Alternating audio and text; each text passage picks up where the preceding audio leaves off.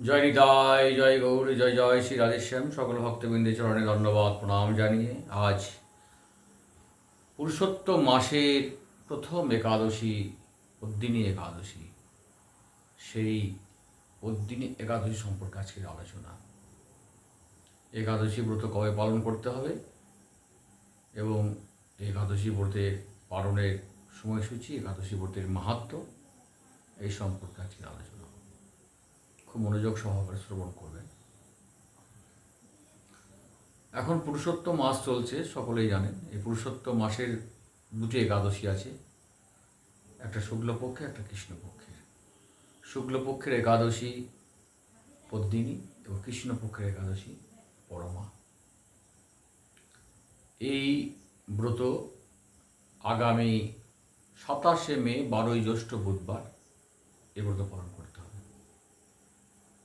খুব নিষ্ঠা সহকারে ব্রত পালন করুন। পুরুষোত্তম মাস, অধিক মাস, এই মাসের খুবই মাহাত্ম্য আছে, মঙ্গলদায়ক। সব থেকে যতগুলি মাস আছে তার মধ্যে সব থেকে অতি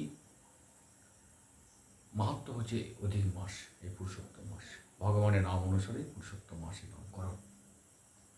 এই পুরুষোত্তম মাসে কি করণীয়, কি করণীয় নয়, কি করতে হবে, কি করতে হবে না, এই বিষয়ে কিছুটা আলোচনা করেছি আগে পূর্বে।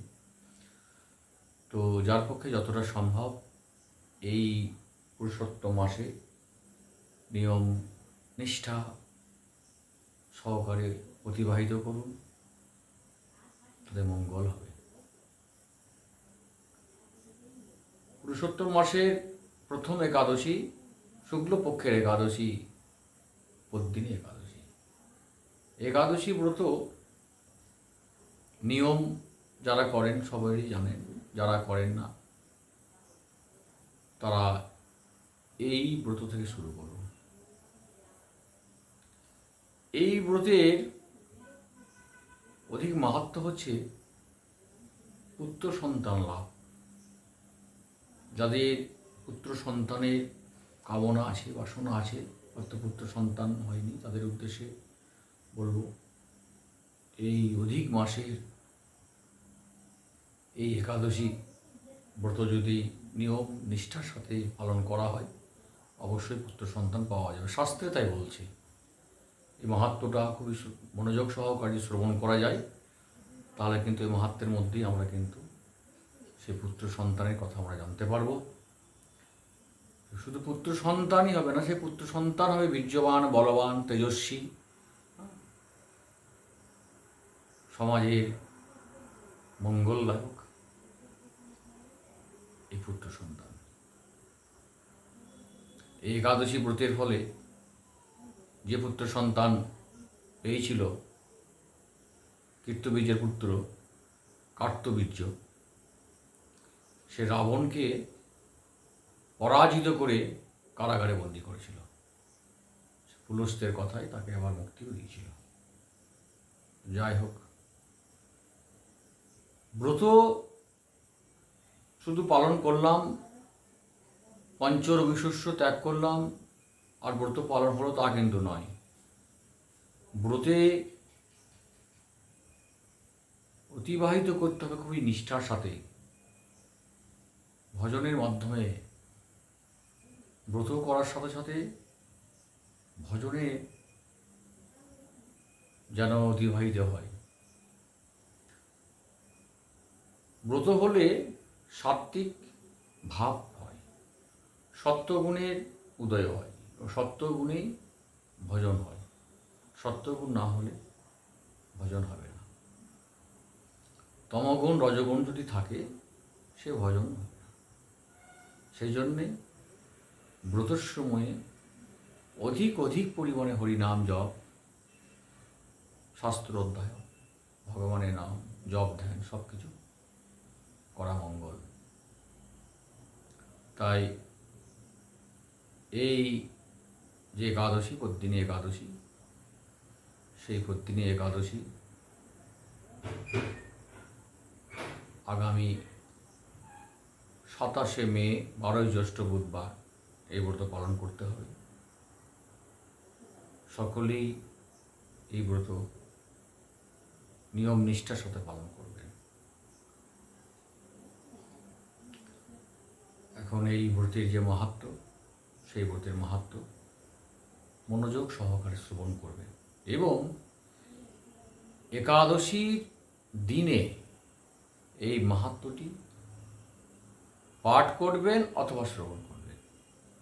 এখন এই পদ্মিনী একাদশী ব্রতের মাহাত্ম্য। স্মার্ত গণপুরুষোত্তম মাস বা অধিক মাসকে মল মাস বলে এই মাসে সমস্ত শুভ কার্য পরিত্যাগ করে থাকেন, কিন্তু ভগবান শ্রীকৃষ্ণ এই মাসকে পারমার্থিক মঙ্গলের জন্য অন্য সকল মাস থেকে সর্বশ্রেষ্ঠ বলে নির্ণয় করেছেন। তিনি নিজের নামানুসারে এই মাসের নাম পুরুষোত্তম মাস রেখেছেন। যুধিষ্ঠির বললেন, হে জনার্দন, আমি বহু ধর্মব্রতের কথা শুনেছি, এখন পুরুষোত্তম মাসের সর্বপাপ বিনাশিনী ও পুণ্যদায়িনী শুক্লপক্ষ পদ্মিনী একাদশীর কথা আমার কাছে বর্ণনা করুন, যা শ্রবণ করলে পরম পদ প্রাপ্ত হওয়া যায়। ভগবান শ্রীকৃষ্ণ বললেন, দশমীর দিন থেকে ব্রতে শুরু হয়। কাঁসার পাত্রে ভোজন, মসুর, ছোলা, শাক এবং অপরির অন্ন ও আমিষ দশমীর দিন বর্জন করতে হবে। পরের দিন প্রাতকৃত্যের পর সুগন্ধি ধূপ দ্বীপ চন্দনাদি দিয়ে ভগবানের পূজা করতে হবে। রাত্রিতে জাগ্রত থেকে ভগবানের নাম গুণকীর্তন করতে হয়। এরপর এই ব্রতের একটি ইতিহাস বর্ণনা করলেন। একসময় রাজা কার্তবীর্য লঙ্কাপতি রাবণকে পরাজিত করে তার কারাগারে বন্দী করে রাখে। পুলস্ত্য মুনি রাজার কাছে রাবণের মুক্তি কামনা করেন। মুনির আজ্ঞায় রাজা রাবণকে মুক্তি করে দেন। এই আশ্চর্যজনক কথা শুনে নারদ পুলস্ত্য মুনিকে জিজ্ঞাসা করেন, হে মুনিবর, ইন্দ্রসহ সকল দেবতা যেখানে রাবণের কাছে পরাজিত হয়েছিল, সেখানে কিভাবে কার্তবীর্য রাবণকে পরাজিত করলো? কৃপা করে তা বলুন। পুলস্ত্য মুনি তখন রাবণের কাছে কার্তবীর্যের জন্ম রহস্য বর্ণনা করেন। ত্রেতাযুগে হৈহয় বংশে কৃতবীর্য নামে এক রাজা ছিলেন। মহিষ্মতিপুরে তার রাজধানী ছিল। রাজার পত্নী ছিল। রাজার 1000 পত্নী ছিল, কিন্তু রাজ্যভার গ্রহণের মতো কোনো পুত্র রাজার ভাগ্যে হয়নি। দেবতাদের আরাধনাতে সুফল মেলেনি তার। অবশেষে সাধুদের আজ্ঞানুসারে বিভিন্ন ব্রত পালন করলেন।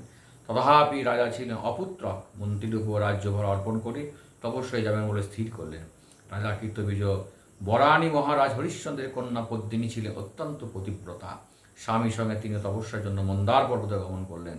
সেখানে তারা 10,000 বৎসর কঠোর তপস্যা করলেন, কিন্তু তবুও কৃতবীর্য পুত্র সুখ বঞ্চিত হইলেন। রানী পদ্মিনী মহাসাধ্যী অনুসূয়াকে জিজ্ঞাসা করলেন, হে সাধ্যী, পুত্র লাভের জন্য আমার স্বামী 10,000 বছর তপস্যা করেও বিফল হয়েছে। এখন যে ব্রত পালনে ভগবান প্রসন্ন হন, অতিশ্রেষ্ঠ পুত্র লাভ হয়, এমন কোনো উপায় বিধান করুন। পদ্মিনী প্রার্থনায় অনুসূয়া প্রসন্ন হয়ে বললেন, 32 মাস অন্তরে এক অধিক মাস পুরুষোত্তম মাস আসে। এই মাসে পদ্মিনী ও পরমা 2 একাদশী এই ব্রত পালন করলে পুত্রদাতা ভগবান শীঘ্রই প্রসন্ন হবেন। অনুসূয়ার নির্দেশে পদ্মিনী পরম শ্রদ্ধায় একাদশী ব্রত পালন করলেন। সেই ব্রত সন্তুষ্ট হয়ে স্বয়ং ভগবান গরুর বাহনে আরোহণ করে পদ্মিনীর সম্মুখে উপস্থিত হলেন। ভগবান বললেন, হে ভদ্রী, আমি প্রসন্ন হয়েছি। পুরুষোত্তম মাসের সমান কোনো মাস আমার প্রিয় নয়। এই মাসে একাদশী আমার প্রিয়। তুমি সেই ব্রত যথাযথ পালন করেছ, তাই আমি তোমার ইচ্ছানুরূপ বর প্রদান করব। ভগবানের স্তব করে রানী বললেন, হে ভগবান, আমার স্বামীকে আপনি বর প্রদান করুন। ভগবান তখন রাজার কাছে এসে বললেন, হে রাজেন্দ্র, আপনারও অভিলষিত বর প্রার্থনা করুন। মহানন্দে রাজা বললেন, হে জগৎপতি মধুসূদন, দেবতা, মানুষ, নাগ, দৈত্য, রাক্ষস আদি কেউ তাকে পরাজিত করতে পারবে না, এমন পুত্র আমি প্রার্থনা করি। রাজার প্রার্থনা অনুসারে বরদান করে ভগবান অন্তর্হিত হলেন। রাজা পত্নী সহ স্বগৃহে ফিরে গেলেন। তদার সময় রানী পত্নীর গর্ভে মহাবলশালী এক পুত্রের জন্ম হয়। মহারাজ কৃতবীর্য পুত্রের নাম রাখে কার্তবীর্য। তিলক তার সমান কোনো বীর ছিল না, তাই দশানন রাবণ তার কাছে পরাজিত হয়। শ্রীকৃষ্ণ বললেন, হে মহারাজ, এই ব্রত যিনি পালন করবেন, তিনি ভগবান শ্রীহরির পাদপদ্মে অহিতকী ভক্তি লাভ করবেন। শ্রীকৃষ্ণের উপদেশ ধর্মরাজ সপরিবারে এই একাদশী ব্রত পালন করেন। যিনি এই ব্রত মাহাত্ম্য পাঠ ও শ্রবণ করেন, তিনি বহু পুণ্য লাভ করেন। পারণ পরের দিন অর্থাৎ 28শে মে সকাল 4:56 হইতে সকাল 7:58 মধ্যে সকলেই খুব নিষ্ঠা সহকারে ব্রত পালন করুন এবং নির্দিষ্ট সময়ে পালন করুন। সকলেই খুব ভালো থাকুন।